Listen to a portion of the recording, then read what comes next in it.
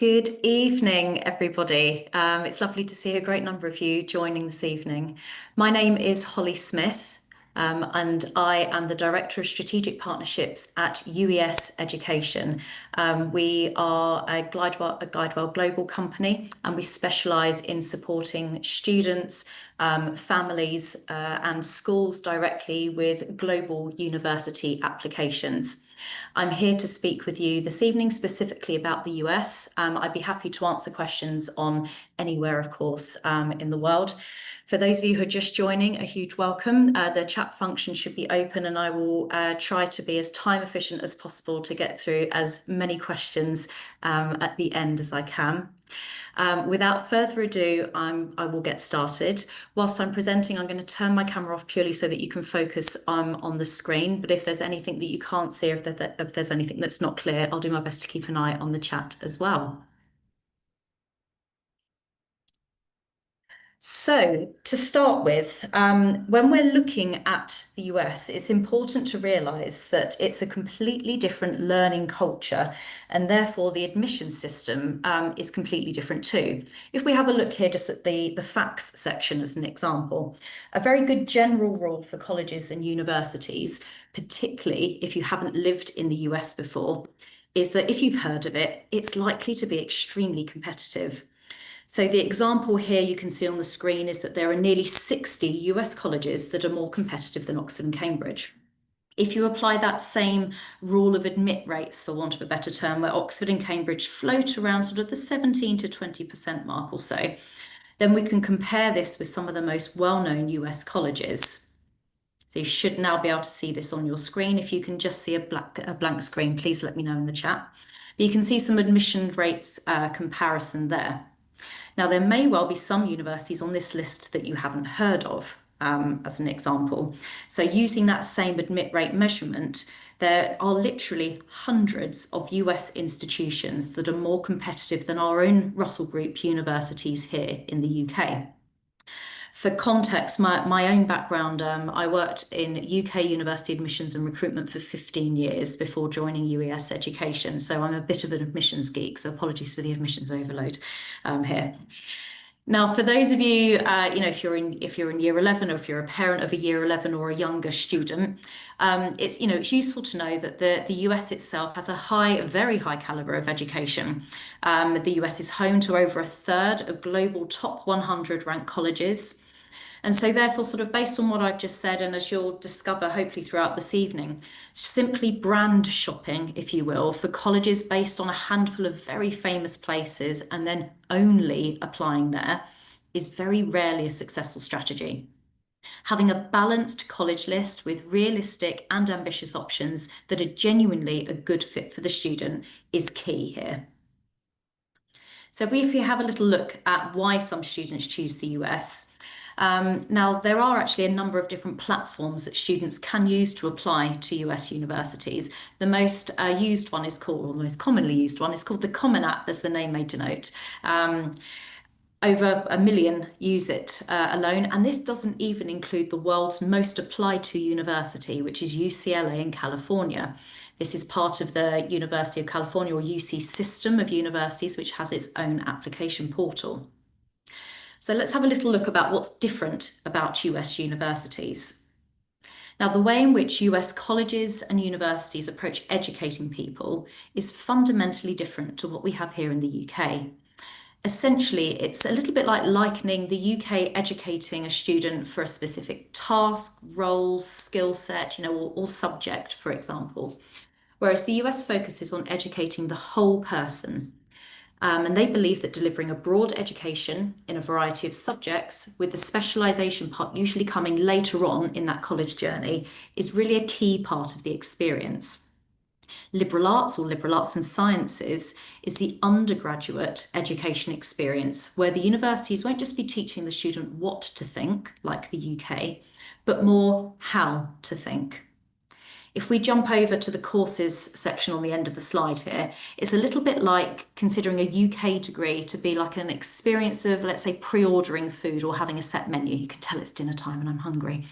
So you know exactly what you'll be studying or consuming from the point of application. I was UK educated. I have a double degree in psychology and criminology. So I did 3 years studying 50-50 both subjects, and I didn't study anything else outside of psychology and criminology. So it was that sort of that pre-ordering style of learning. Now, if we use the same sort of analogy on the other end of the scale, the US is more like an all-you-can-eat buffet. Lots of subjects to choose from. You can switch majors or often change your course focus entirely. And this is what the US offers. So it's really a fantastic system for students that want that higher education experience and the flexibility to explore their subject interest. Because of this flexibility in studying, undergraduate degrees in the US are typically 4 years in length. So, on average, a year longer than here, perhaps with the exception of Scotland. And there's often typically a much higher contact time with professors in US colleges too. Some of the facilities at American universities are pretty much unparalleled too, particularly for some of the private universities. Their funding structure is just completely different to what we have here in the UK. And many of these universities have a lot of money. We're talking stadiums that are bigger than Wembley, our top capacity venue in the country, sport facilities, even at lower ranked sport division colleges that quite simply blow anything out of the water that our universities have here for sports. Engineering facilities that are, absolutely amazing, and undergraduate students have the opportunity to work in this area too. There are some fantastic, design schools as well with fantastic, AI, virtual reality labs, etc. too. Beautiful, varied campuses. If you're big into scenery or nature, etc., there are some really, really interesting opportunities there. If we have a closer look as well, then what US universities are looking for from applicants, as I mentioned just a couple of minutes ago, American learning styles are very different to what we have here in the UK. So therefore, the whole approach to admissions is very different too. It's much more of what they would describe as a holistic process, where your grades are not enough, sorry, to guarantee entry. There's a whole host of factors that play into this, like what we see on the screen here at the moment. Academics, of course, are a major part of the application. So strong A levels, ensuring you have the right subjects if required, such as many undergraduate business schools will require maths A level or IB higher level maths. So that can be important. But anything sort of after this academic point is where we really start to differ from UK universities. American colleges are looking to identify students that are the right fit for their campus.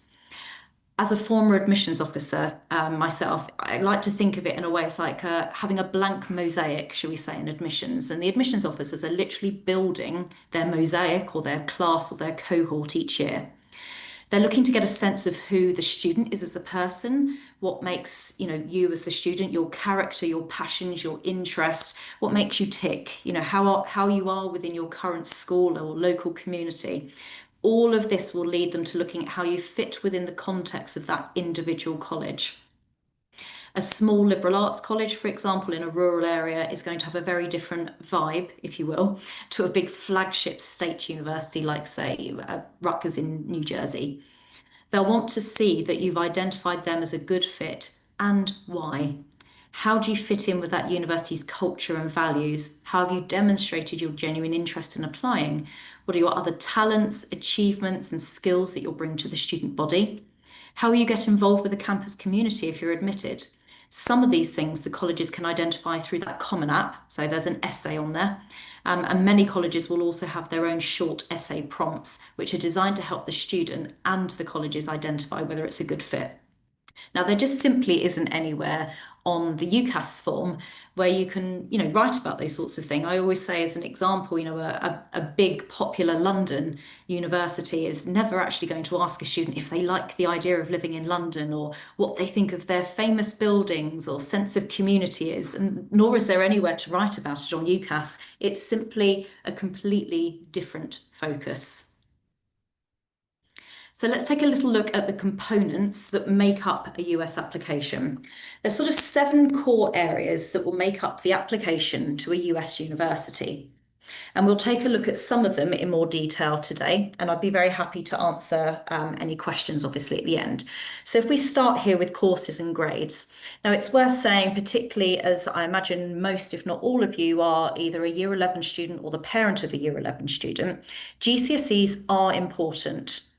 They're a nationally recognised qualification, and more importantly, in a way, it's with a grade that is already achieved by the time you're applying to universities across the world, including the US, as opposed to your pending A-level, IB, whatever other system you may be doing at your school here in the UK. Now, that goes without saying, though, your predictions for your A-levels or IB or APs, etc., are very important too. But GCSEs really do count here. Standardized tests are another big thing for US universities too. So if you haven't heard of what standardized testing is, I'll be running through some of the basics this evening. And again, I'd be super happy to go into more detail about this at the end or answer any questions after today as well. Now, there's two main standardized tests which are accepted by US universities. And actually, I should add, there are some non-US universities which accept it too. There's the SAT and the ACT. The most popular one of the two in the UK is the SAT, which is what I'll be focusing on this evening, but it is worth saying that there are two options available. So to focus on the SAT itself, the SAT is an online test and it's popular for admission to American colleges. Now, it's taken on a student's own laptop at a registered test centre, which is usually a school. There are lots of options in London and then a handful of other options across the UK. So if you're a student tuning in this evening and you don't know whether your school is a test centre, please ask your advisor, or you're welcome to ask us, or you can actually check directly on the College Board website as well. Now, making up the SAT test, there are two sections. One is in reading and writing, and one is in maths. Both of these sections are scored out of 800, which gives a student a total score out of 1600. There's no essay section. It's really just a case of answering a high volume of questions accurately and efficiently in the space of just over 2 hours. Now, the questions within the SAT are adaptive. So depending on how well a student scores in the early questions, this will determine how challenging the questions following later on are. The test is usually taken in year 12 or at the very start of year 13 at the absolute latest, but preparation for this can start from as early as year 11 also. It's not a test that a student can just rock up to and score well in. It's really a case of, we say at UES Education, a sort of relentless repetition, working on the accuracy of your answers first and unlocking the skills of how to do those SAT questions, and then building up your speed to get there. To register for a test, students will need to self-register for it, even if your school is a test centre. So there is a website called the College Board, and you can find out there sort of when the tests are. It's roughly one every month, with the exception of a few months that don't have them in, and they're always on Saturday mornings. Our top tip here is to register early, ideally at least 4 weeks before the test date, because lots of venues will have limited spaces available there. Now, let's have a look at which universities, or when a student may choose to use this SAT test score. So here's the thing with everything I've just said about the SAT. It's a wonderful test, but it can also be incredibly frustrating because the SAT may or may not be compulsory for you to submit a score. It may or may not be a great strategic tool for our international university application. So therefore, it may or may not prove to be a real key component of the application. But ultimately, it is clear that more options will be available to students by having an SAT score. So it's not really a case of if you should sit it. It's more of a case of you should sit it, and then how do you use it and where do you use it? In America alone, there are over 60 colleges, many of which are very big name colleges, that currently or will soon require standardized testing, such as the SAT. However, a further 2,000 of them are what we call test optional. There are also several universities across the rest of the world, especially in Europe, such as Bocconi in Italy or IE in Spain, which can also accept the SAT in lieu of their own test. So the SAT really is a great tool to have in the box, so to speak, for international university admissions. So what is test optional? Test optional means that you don't have to submit an SAT score in order to apply. You can submit it if you like. This will help your application if you have a good score in the context of the college or university that you're applying to. So test optional universities can allow a student to be really strategic with their college list. So when would a student choose to submit an SAT score? We would suggest that you only submit the SAT score if it's what we call in range. Students should check the college or university website for what's called the middle 50 or average score for admitted students out of 1600. And your score as a student should ideally be at that middle 50 or average score or above for test optional universities, because you're sort of on a par or above average for students who have submitted tests to that university. Or for universities, colleges that identify themselves as test required, where you have to submit a score, you want to be in at least the 25th percentile or higher. If you submit your score and you're below that sort of average test score, it's a risky strategy simply because you're not going to look as competitive academically. Now, as you can see on the right-hand side there are some test blind colleges. Now, these colleges won't look at scores even if you have them, but to be honest, there aren't that many about. It's really the University of California system and a few other places like Rutgers, the Cal State system, etc. So the vast majority of places are test required or test optional. Let's have a little look at some score ranges, so some examples here. This is that sort of middle 50, if you will, that I was talking about. Remember, the maximum score is 1600. There may be some colleges here that you may not have heard of, and certainly there are many more that are significantly more competitive than our top UK universities. For reference here, a score of 1500 or higher would put a student in the top 1% of test takers globally. So these are not easy scores to obtain. So it's really no longer the case of whether to take the SAT. Students should be taking this test if they're thinking about the US, but depending on what they score, it can be a great strategic tool to have or to be aware of where a student is most likely to get in there. Let's take a look at extracurriculars as well. Extracurricular activities are far more important for US colleges than anywhere else in the world, I would argue.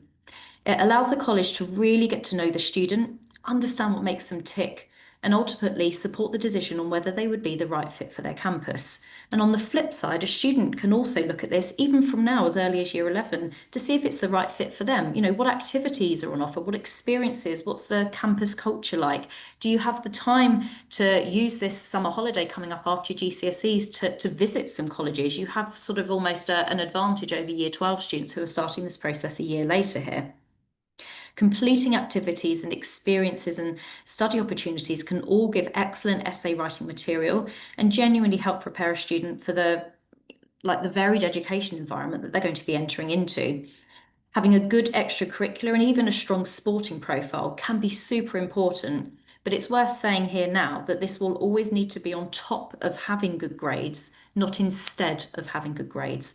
One doesn't cancel the other out. Now, the benefits of you this evening, either being a year 11 student or younger, or being the parent of a year 11 student, is that you have the advantage and the luxury of time and planning here.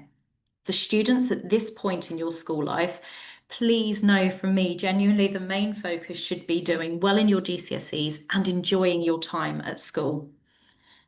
But alongside this, now is also that time to start building your profile, finding your narrative for future essays, and having that understanding for yourself of what your own interests and goals are. Think about being varied. Think of the wider skill set that you can develop during this time, and think how you can ensure these opportunities will make you shine in an application one day. What clubs and societies are available at your school or locally, or can you create one? Think about a part-time job too, not just for the money, but for the experience. Working with people, customers, perhaps providing a service or leading, guiding others, showing empathy, developing and demonstrating those core life skills, particularly over a long period of time, such as a couple of years, rather than, say, your work experience week at school or a short summer internship. It will be better received if it's for a long period of time, because then you're doing it for a reason for yourself rather than just to get material for a college essay one day. Think also perhaps about summer course opportunities. There are plenty of options for all budgets across the world. My main guidance here would be to carefully consider what you're looking to get out of a summer program experience. There are lots of options, for example, where you can spend, let's say, a couple of weeks at an Ivy League university, which indeed does give you a great experience of living there and immersing yourself in that campus culture. But as they're generally not run by admissions teams, they bear no weight on a future application. So it's more of a sort of a pay to play experience, and it's useful for the experience itself, but it bears no weight on a future application there. There are some other options out there that will give students college credits, which can be useful if you're looking to enroll in that same country or that same institution one day. And some others, just by simply attending a summer program, it can give that student a positive bump, if you will, in applying. An example of this would be, say, the University of Chicago Summer School, where you can have access to what they call an ED0, Early Decision Zero round, that is otherwise unavailable to students. Please do ask your school advisors, or of course, we can help with this too at UES Education. But if you're looking for an academic summer experience that may also give you an application advantage, please seek out colleges that specifically or explicitly say this. Look carefully at dates too. UK summer holidays tend to be later than American summer holidays, and so some of these programs may not be at a time of year that suits a student. But many of these are during the UK summer holidays. There's ones that are selective but great. Things like the Iowa Young Writers Studio or the Promise Europe at Oxford have spring application deadlines for the same, for later that summer.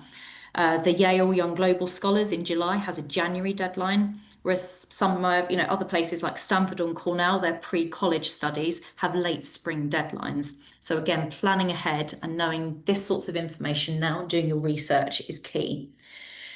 That's not without saying as well that there's also a number of UK universities and indeed other universities around the world that offer in-person or online short courses, summer schools, which students can find, I hope, really enriching and also a really good way to dip their toes into a variety of subjects and learning styles too. Again, this is great if you're in year 11 because you have that extra summer holiday compared with a year 12 student. For students who are applying to the US, you will have to write at least one, most likely multiple, many essays, shall we say. And the essays themselves will be in a completely different writing style to what you might do one day for a UCAS application if you also apply to UK universities. US university essays are meant to tell the story of you as a student, and it enables colleges to get that essence of the student and again identify fit. There's a main college Common App essay, plus each college will likely ask for a small number of shorter supplementary essays or pieces of writing. Again, all part of assessing fit. And the more things that a student has done to develop their character, their story, their personality, and their experiences, the more opportunities we have as college coaches or your school will have to help a student find that narrative and write a really compelling essay. There are also letters of recommendation that are written by teachers and counsellors, which are a significant part of the process. Some colleges will want to interview. They can be online or in person. Typically, it's with an alum from a university. It tends to be more of a conversation than a job interview, but this is something that we can offer guidance on or even mock interviews at UES Education if required. And then finally, we'll take a look at demonstrated interest. I'm saying this as a Brit. It's an incredibly un-British concept. But some US colleges and universities really value what's known as demonstrated interest.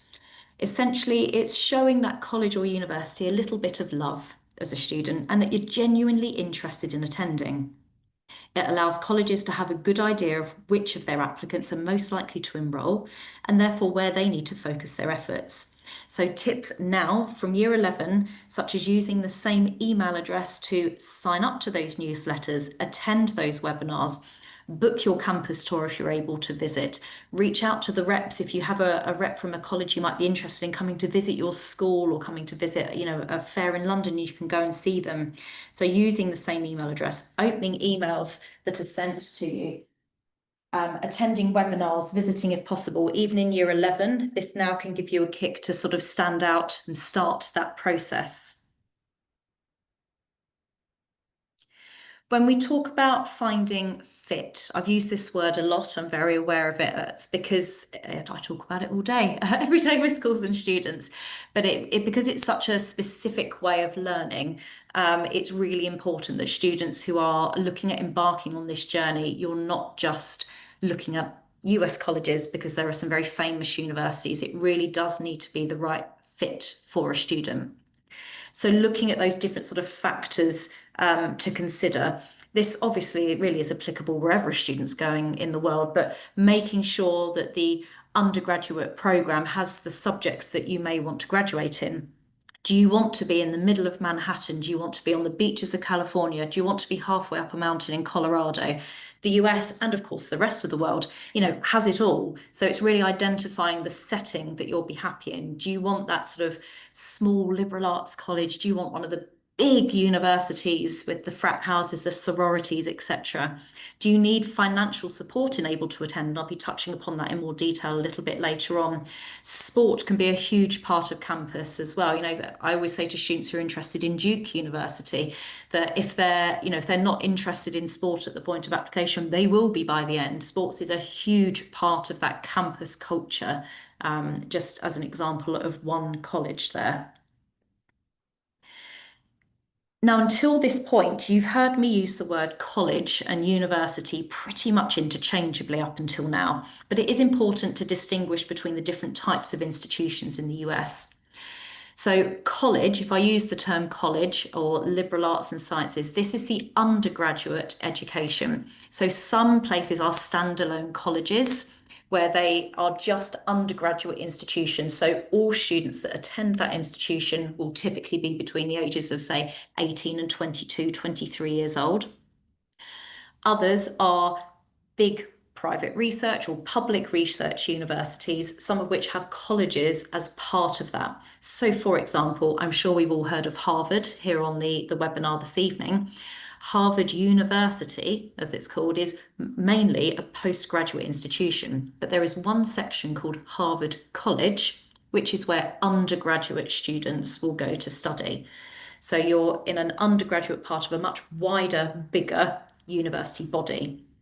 There are also technical colleges that focus on things like computer science, engineering, and then there's creative places too. So you might have heard of, say, SCAD, the Savannah College of Art and Design, or Juilliard, the Performing Arts School. So there's lots of different institutions available, but when you hear about American students or people applying to America going to college, it means they're going for that undergraduate education there. The curriculum style is very different too. And this is something that's really important that students, even from as early as year 11 or younger, are aware of. When you go to a UK university, you focus on your major. So my degree in psychology and criminology that I did here in the UK, I studied that for 3 years and I studied courses in both areas, 50-50 split, and I didn't stray from those two subjects at all. That was all that was on offer to me at my university. Now, going to a US university, if you want to say graduate in, let's say psychology as an example, you will spend roughly a third of your time doing psychology modules. But you'll also be spending approximately a third of your time at most universities doing that particular institution's core curriculum. So it might be required classes. So even if you want to be a psychology major, you may be required to do a language class, a PE class, a drama class, a philosophy class, a theology class, a math class, a science lab class, a history class, because that's what's in that university's core curriculum. So you need to be looking at the core curriculum when a student is exploring studying there. Other universities, so you can see like Yale, Duke, Stanford, etc., have what's called distribution requirements. So they have required areas, but you can choose classes. So it's not totally dictated for you, but you do have to pick sort of a literacy-based class and a numeracy-based class or a science class, etc. The remaining third of your time is normally for electives or free choice. So you can have choice of a range of classes that that college or university offers, or perhaps do a work experience or study abroad experience too. So it's, as I said, much like that all you can eat buffet experience rather than that set menu or pre-ordering like you'd have in the UK. So it's just a completely different style of learning.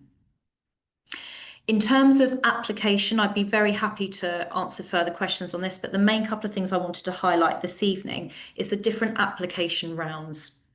So when it comes to applying to the US, there are different options for different deadlines.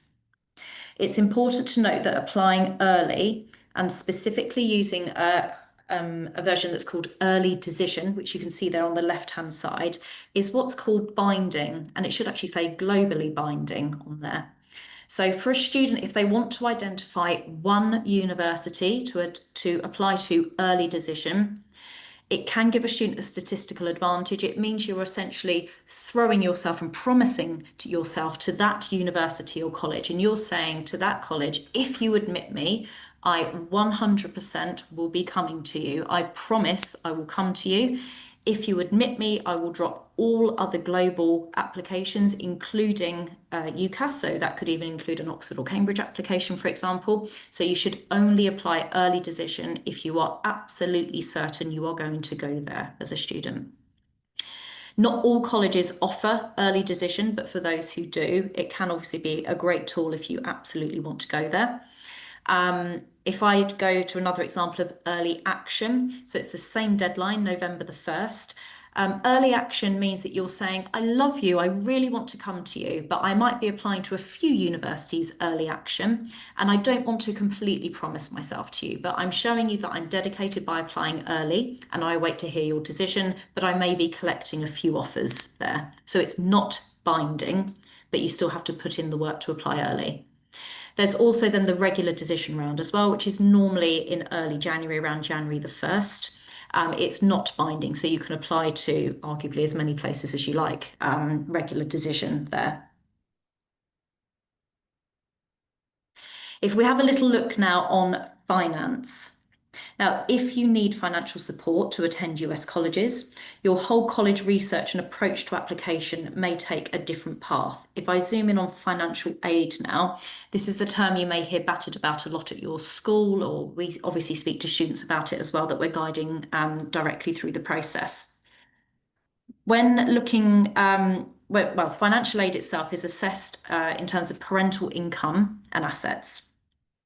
I would imagine most of you on the call this evening are not US passport holders, but if you are, feel free to ask me any questions. But if I skip to that middle section there, so international, and by that I mean non-US students, are not eligible for any federal aid, but are likely to be asked to complete what's called a CSS form or profile, and that gives the information on family income and assets, and that goes directly to the university as part of the application process. The university will then receive this, and it can form a part of their decision on whether they admit a student, and also if they have any money that they choose to offer the student as part of the enrolment process. Most public or state universities, most of their money is going to be for in-state applicants, and they will have less funding available for international students. Not to say it doesn't exist, but it's just less likely. So, but we can have a look at sort of some of the most generous colleges. It kind of depends on how you want to look at it, because there's different ways you can research this. You could, for example, look at colleges that give the highest rewards. So I've got an example here. You can see some of these colleges here, like Georgetown, Duke, Williams, Wesleyan, Columbia. You can see there what we call sticker price fees. And it's worth noting here that fees for US colleges often will not just be tuition fees, like you would see the price for in the UK, but the US colleges often will include room, board, food. So it's more of an all-in price for US universities, whereas UK universities, it's obviously paid separately. But you can see here that these colleges here have financial aid for international students, and it's the highest awards that are available. It pretty much covers, or very nearly covers, the price of their fees if you're getting into places like this. This is the average financial aid award. Alternatively, you could look at something like the highest percentages awarded as well. So again, we've got some well-known or perhaps lesser known colleges, who knows for you. But again, you can see their sticker price, if you will, their fees, and what the average award is. Now, this is just a selection of colleges that give financial aid to all 100% of international students. So if you get accepted into Lewis and Clark College, they will give you some sort of scholarship or reward that averages over half or over 50% of what their sticker price, if you will, fees are. If you're looking for more resources, then college websites, so individual university or college websites, are a great place to look.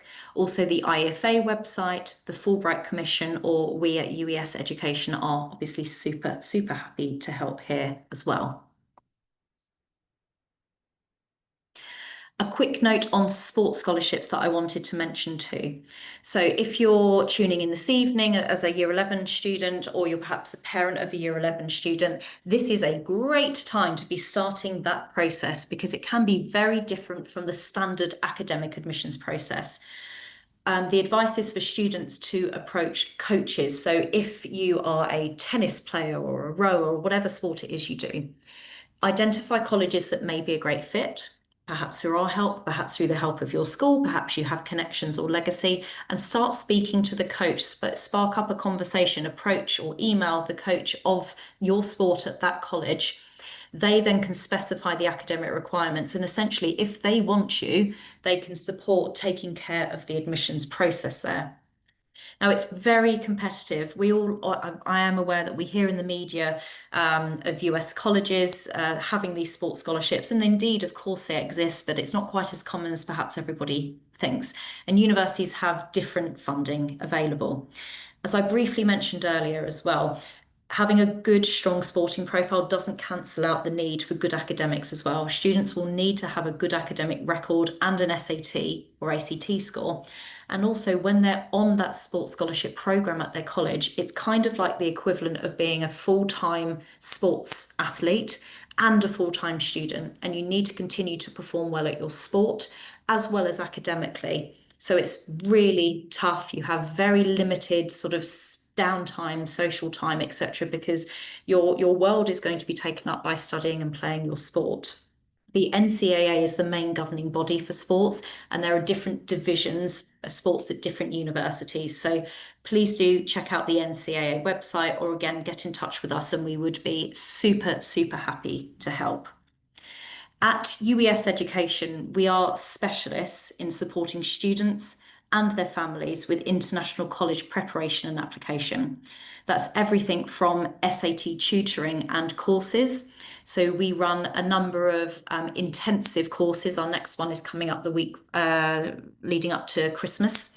What a lovely Christmas present that will be. But if you're a student and you want sort of an intensive course in SAT prep and training, because there's a specific way you need to be studying for it, then please do check that out on our website. We also offer longer courses sort of every term, over a period of around 10 weeks or so, where you can really get up to scratch in small group courses, either at our offices in Marylebone, London, or online, where we can give you that support. We do mock tests as well as school workshops. So I come in and visit lots of schools myself to speak to staff members at schools and to students and families directly about applying to the US and other countries around the world too. And we also offer full college counselling as well. So we work alongside a student's school to provide them with that one-to-one support throughout the entire process of exploration and application. I wanted to say as well, for Year 11s who are logging in tonight, please, please do enjoy school and all it has to offer you.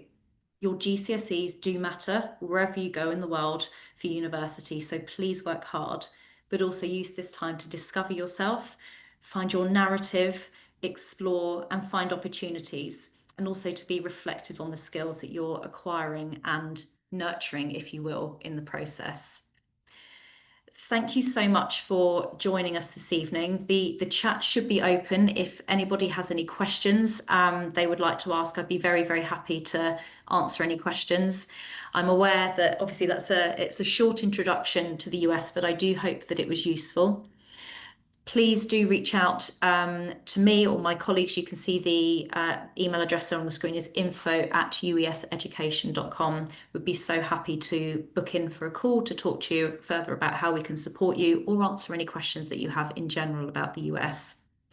I'm going to stop recording now, and I will be staying on live for the final 5 minutes of this session to answer any questions that you have.